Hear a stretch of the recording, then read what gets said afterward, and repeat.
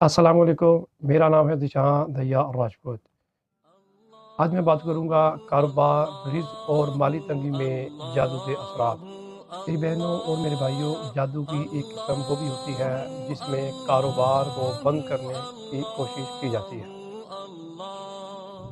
ऐसे जादू में शयातीन और खबीस जन्नात को इस मकसद के लिए इस्तेमाल किया जाता है कि इंसान के रिज़्क के दरवाज़े बंद हो जाएँ, इंसान के कारोबार में मुसलसल नुकसान हो, मेहनत का फल ज़ाया हो जाए और इसके दिल में बेसुकूनी और बेबरकती पैदा हो जाए।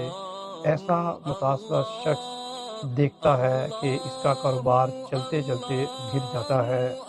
कारोबार में नफ़ा की जगह नुकसान बढ़ जाता है, गैर मुतवक्को खर्चे बढ़ जाते हैं, दिन में काम करने का जज़्बा ख़त्म होने लगता है, लोग बिला वजह बदगुमान और नाराज़ हो जाते हैं और घर में भी बेबरकती और झगड़े बढ़ने लगते हैं। ये सब अलामात इस तरफ इशारा कर सकती हैं कि रिज़्क के ऊपर जादू या हसद का असर हुआ है। कुरान पाक में अल्लाह ताला फरमाते हैं और वो किसी चीज़ को नुकसान नहीं पहुँचा सकते मगर अल्लाह के हुक्म से।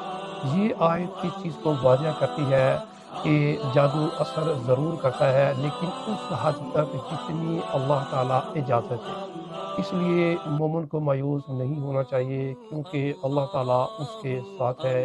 अगर आपके साथ इस तरह के मामलात शुरू हो जाते हैं तो आपको घबराने की बिल्कुल भी कोई ज़रूरत नहीं। आप इसका इलाज अल्लाह से रजू करके करें, अल्लाह से दुआ करें, कुरान पाक की तिलावत करें और अपनी नमाज में खुशू और खुज़ू लेकर आएँ।